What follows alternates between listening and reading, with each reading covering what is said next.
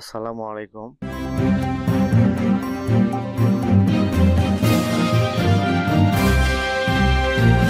সুপ্রিয় শিক্ষার্থী, আশা করছি তোমরা সবাই ভালো আছো।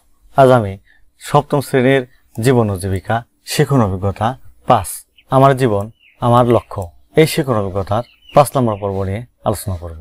সুপ্রিয় শিক্ষার্থী, গত পর্বে আমরা এই ছকটি কিভাবে পূরণ করতে হবে সেটি দেখিয়েছিলাম। আজ আমরা এই একক কাজটি কিভাবে করতে হবে সেটি নিয়ে আলোচনা করব।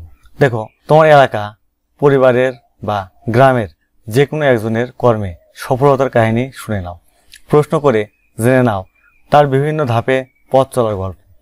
তার লক্ষ্য কী ছিল, কিভাবে তিনি লক্ষ্যে পৌঁছান, তিনি কি বাধার সম্মুখীন হয়েছেন, কিভাবে সেসব বাধা অতিক্রম করেছেন, এখনকার অবস্থান নিয়ে তার অভিব্যক্তি ইত্যাদি জেনে নাও। এরপর তার গল্প দিয়ে একটি জীবন নদী আঁকো বা ক্লাসে সবার সঙ্গে অভিজ্ঞতা বিনিময় করো। কারো জীবনে উত্থান ও পতন থাকতে পারে, কারো জীবনে শুধু উত্থানই থাকতে পারে, আবার কারো জীবনে বাধা বিপত্তি কাটানোর পরিকল্পনার সফল বাস্তবায়নও থাকতে পারে। এক এক ব্যক্তি ভিন্ন ধর্মী পথ পাড়ি দিয়ে গন্তব্যে পৌঁছায়।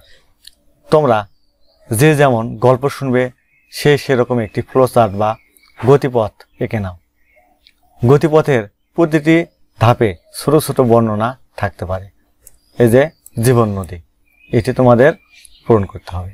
চলো, এটি কিভাবে লিখবে সেটি আমরা আমাদের নোট থেকে দেখে নেব।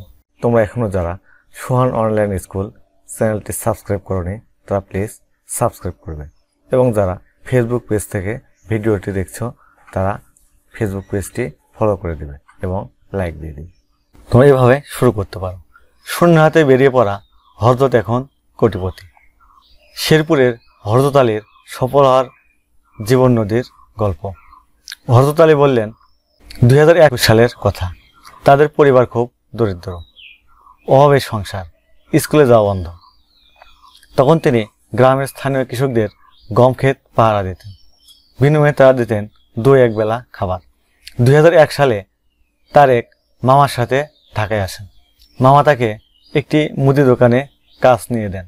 এরপর 2006 সালে সেই দোকান বন্ধ হয়ে যায়। তখন আবার 7 মাস বেকার থাকি।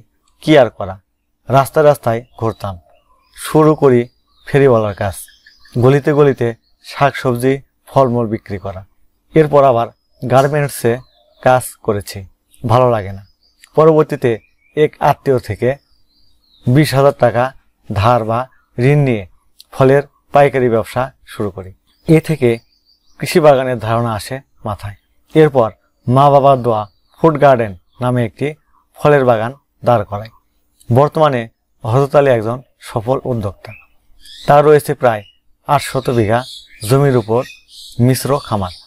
একজন সফল কৃষি উদ্যোক্তার পাশাপাশি তার আটা, ময়দা, তেলের ব্যবসা রয়েছে, সেখানেও শতাধিক কর্মী রয়েছে। আজ হযরত আলী কোটিপতি। তারপর হযরত আলীর জীবন নদী। আমাদের এখানে যে জীবন নদীর কথা লিখতে বলা হয়েছিল তোমরা এভাবে লিখতে পারো। সফল কৃষক হযরত আলীর জীবন নদী। এখানে দিতে পারো দরিদ্র পরিবারে জন্ম। 2 নাম্বার শুধু ভাতের বিনিময়ে অন্যের বাড়িতে কাজ। 3 নাম্বার মুদিখানায় চাকরি। 4 নাম্বার 7 মাস বেকার। 5 নাম্বার ভ্যান করে সবজি বিক্রি শুরু। 6 নাম্বার 20,000 টাকা ধার নিয়ে পাইকারি ব্যবসা শুরু। 7 নাম্বার কৃষিকাজের পরিকল্পনা। 8 নাম্বার জমি লিজ নিয়ে কৃষিকাজ শুরু। 9 নাম্বার বর্তমানে প্রায় 800 বিঘা জমিতে বাংলাদেশের সবচেয়ে বড় মিশ্র কৃষি খামার। সুপ্রিয় শিক্ষার্থী, তোমরা এভাবে এই একক কাজ সম্পন্ন করতে পারো এবং জীবন নদীর যে গতিপথ এভাবে আঁকতে পারবে। আশা করছি এই সমস্যাটি কিভাবে সমাধান করতে হবে তোমরা সেটি বুঝতে পেরেছো।